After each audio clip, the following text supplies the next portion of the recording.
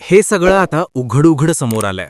जे आम्ही गेले 2-2.5 वर्ष ओरडत होतो की 50 खोके एकदम ओके, ते आता खुद्द भाजपच्याच आमदारांनी आणि शिंदे गटातल्या लोकांनीच कबूल केलंय की खरंच 50-50 कोटी रुपये दिले गेले. म्हणजे आम्हाला ते थेट 50 कोटी म्हणता येत नव्हतं, कारण कायदेशीरदृष्ट्या ते बसलं नसतं. पण आता त्यांच्याच तोंडून ते सिद्ध झालंय.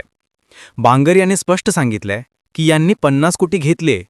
याचा थेट अर्थ एवढाच की जे लोक फुटले, ज्यांनी शिवसेना फोडली, त्यांनी पैशासाठीच हे सगळं केलं.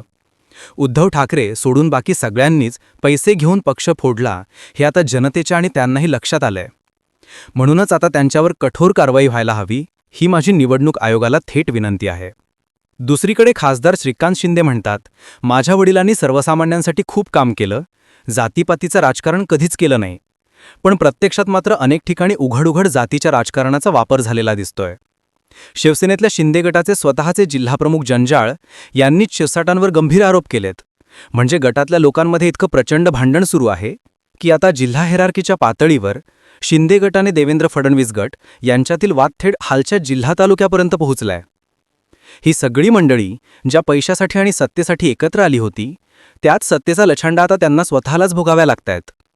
जे उठसूट आरोप प्रत्यारोप करत बसले होते, त्यांचाच जोर आता त्यांच्यावरच उलटलाय. आणि पुढची काही वर्ष हे अंतर्गत भांडणं आणि परिणाम भोगत राहणार हे निश्चित.